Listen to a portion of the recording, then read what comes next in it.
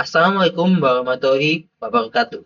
Perkenalkan, saya Ainun Okta Ramadan, mahasiswa dari Universitas Terbuka dari program studi Sistem Informasi Fakultas Sains dan Teknologi dengan NIM 055221804. Di kesempatan kali ini, saya akan melakukan praktikum terhadap tugas pertama dari mata kuliah struktur data. Tanpa basa-basi, mari kita lanjut ke pembahasannya. Oke, mari kita coba kerjakan untuk praktikum dari mata kuliah struktur data ini. Jadi di sini kita dapat instruksi kalau kita menggunakan bahasa pemrograman Java. Jadi di sini saya menggunakan Java Online Compiler, yang mana dia bisa melakukan compile terhadap bahasa Java secara online ya. Jadi kita tidak perlu melakukannya secara lokal di PC kita masing-masing. Nah, kalau teman-teman minat untuk memakainya, nanti aku coba taruh di linknya di deskripsi ya. Oke, sebelumnya kita coba dulu apakah code awalnya dari dia itu bisa atau tidak. Oke, dia aman ya, berarti kita bisa pakai si classmate ini. Oke, mari kita lanjut ke tugasnya. Jadi praktikum pertama, kita baca soalnya dulu. Soal pertama, buatlah sebuah deklarasi variabel dengan tipe data integer yang bernama struktur baris. Oke, jadi tipe data ini ada banyak macamnya ya, seperti integer, string, float. Nah, di sini kita diinstruksikan untuk memakai integer. Jadi kita bisa melakukannya seperti ini. Sebelumnya kita tulis soalnya terlebih dahulu biar lebih mudah ya kita untuk membaca ulang. Oke, oke. Sini kita disuruh membuat integer. Berarti kita bisa menggunakan int ataupun teman-teman bisa menggunakan integer ya. Ini bebas. Saya habis pakai int dengan nama variabelnya yaitu struktur baris. Oke, di koma. Kita coba running dulu.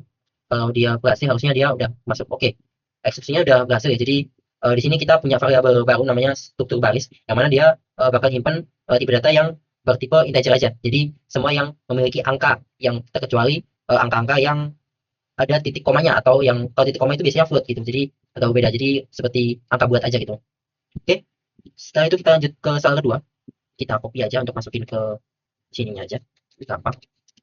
Nomor dua, kita disuruh untuk membuat deklarasi variabel dengan tipe data string yang bernama kata baru yang berisikan kata deklarasi tipe data string. Oke, jadi ini lumayan mirip ya seperti soal nomor satu. Cuma kita di sini pakai yang namanya tipe data string.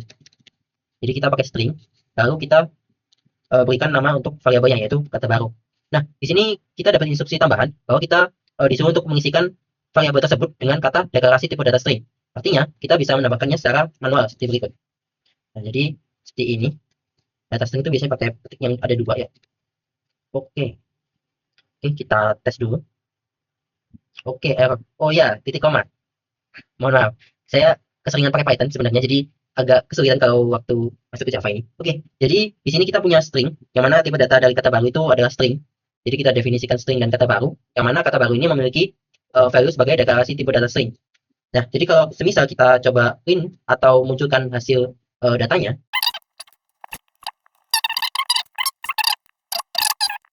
kalau kita running, harusnya dia bisa memunculkan. Nah, isi kata barunya adalah deklarasi tipe data string. Seperti itu.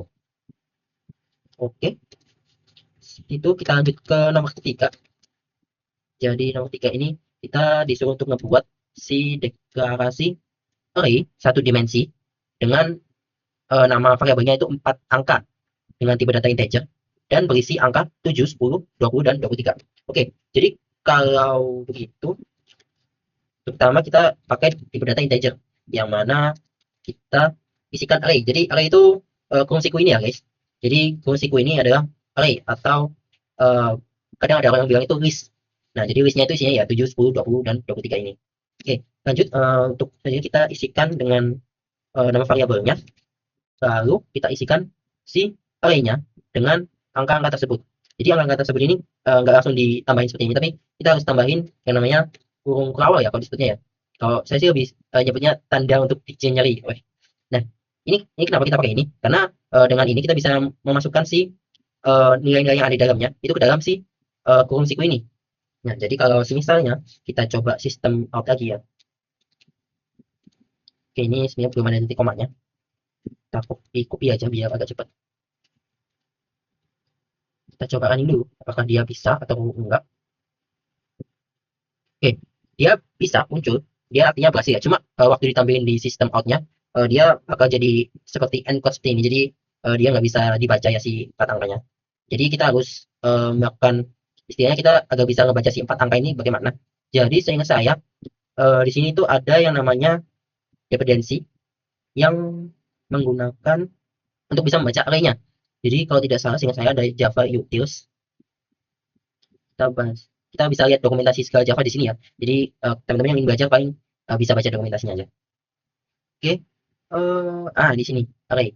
Jadi kita coba pakai dependensi ini.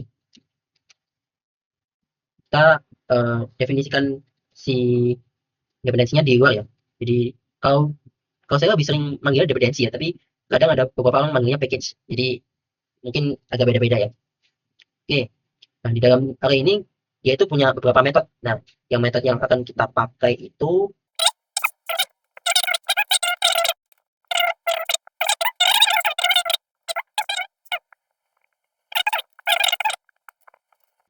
jadi dia bisa munculnya pakai toString.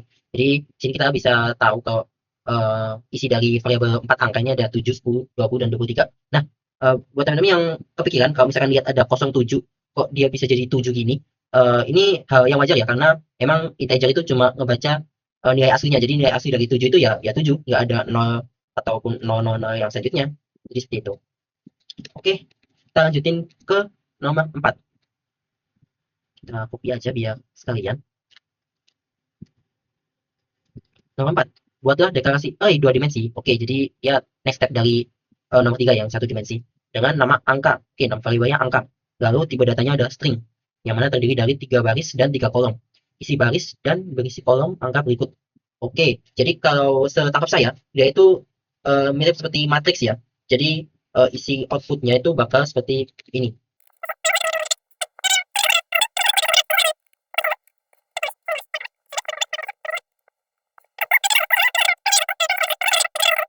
Kita testing aja apakah hasilnya bakal seperti itu, bisa atau enggak.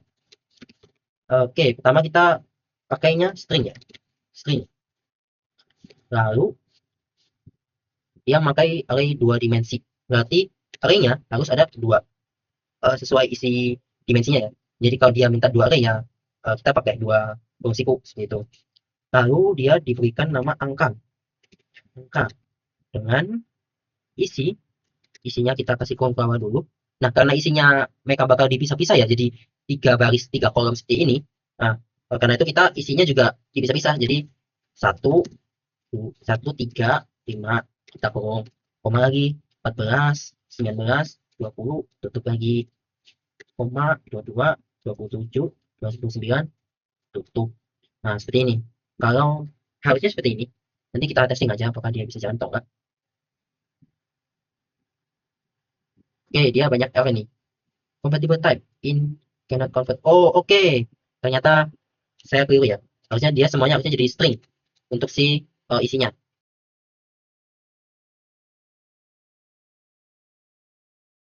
Oke, kita testing dulu apakah dia bisa jalan atau tidak. Oke, dia bisa jalan. Tinggal kita coba print aja si isi datanya. Kita copy aja biar agak cepat.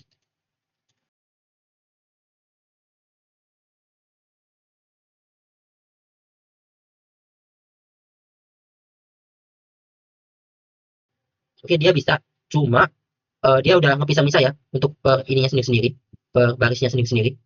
Cuma dia masih belum bisa membaca isinya. Kalau seperti itu, setahu saya kita harus pakai yang namanya looping ya. Kita coba dulu aja pakai looping gitu seperti apa. Kayak gitu. Jadi saya agak lupa untuk looping. Jadi kita lihat-lihat dulu aja. Looping sini. Oh, terus teman. Oke, kita dapat example di sini ya. Jadi kita tinggal copy aja. Terus kita sesuaikan. Jadi kita belajarnya itu bukan tinggal copy-copy aja, tapi kita juga nyesuaiin sesuai dengan kebutuhan kita. Seperti itu. Oke, sini masih sesuai int. Kita mulai i-nya dari 0. Lalu i. Nah, ini harus diubah.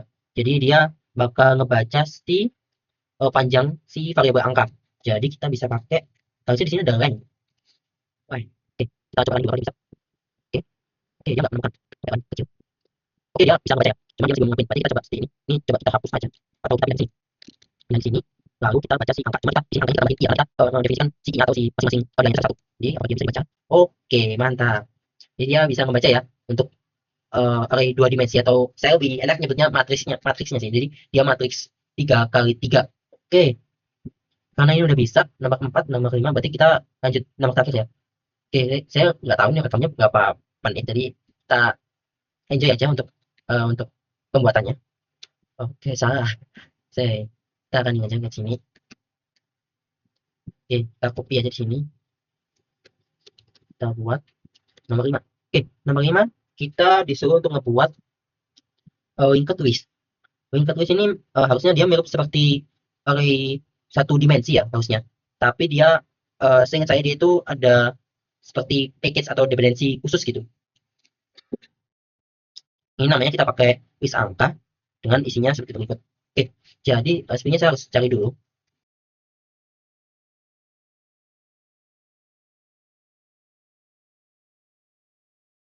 Oke, kalau yang dari yang saya baca, jadi dia itu kita tambahkan dependensinya dulu.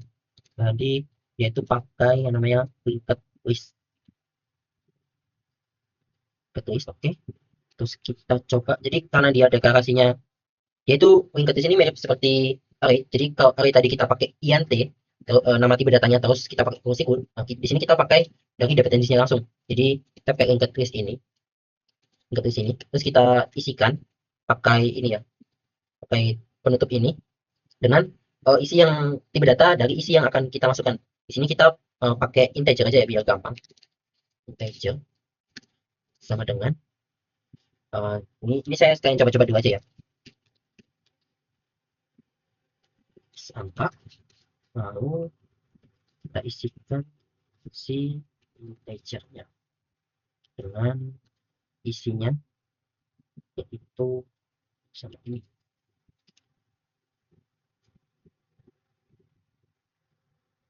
Oke, kalau kita ada yang dia oh, apa benar? Ya, salah.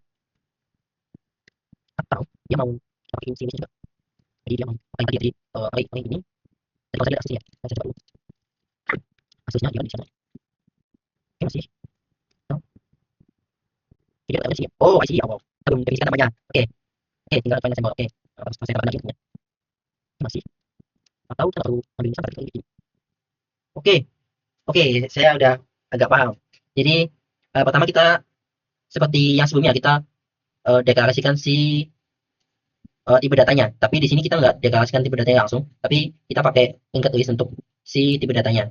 Nah, di sini linked list ini kurang lebih dia mirip seperti si array ini ya. Array dari nomor 3 sama nomor 4, cuma dia pakai linked list saja. Terus kita deklarasikan nama dari variabelnya. Lalu kita tambahkan linked list baru dengan isi si angka-angka ini. Nah, saya penasaran tadi, karena ini saya coba-coba aja tadi, apakah dia meskipun tanpa array, apakah dia masih bisa masuk? Oke, ya betul. Jadi dia nggak bisa ya untuk tanpa dia ngebaca array. Jadi dia kalau misalkan kita nggak nambahin array asterisk ini, dia bakal ngebaca si angka 22 sampai 72 ini sebagai angka string, bukan string, integer biasa. Nah, makanya kita tambahkan array asterisk ini biar bisa dia istilah dia bakal dibaca seperti ini. Ada kurung sikunya seperti itu. Nah, jadi dia bakal dibaca seperti ini nanti di dalam linked list ini seperti itu. Oke, kalau ini udah berhasil, kita coba print aja biar kita bisa show di outputnya.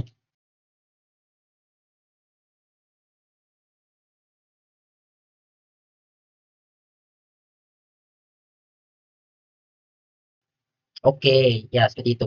Jadi sebenarnya yang tadi yang di bagian array itu sebenarnya udah nggak diperluin lagi karena udah di handling juga di bagian array list sama linked list ini. Jadi kita tinggal panggil aja si variabel dari list angka ini.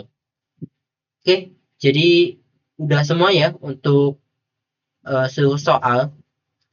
Oke, kalau gitu sekian penjelasan saya mengenai praktikum tugas 1 di mata kuliah struktur data ini. Jadi kalau misalkan ada yang kurang, teman-teman bisa komen aja di bagian kolom komentar.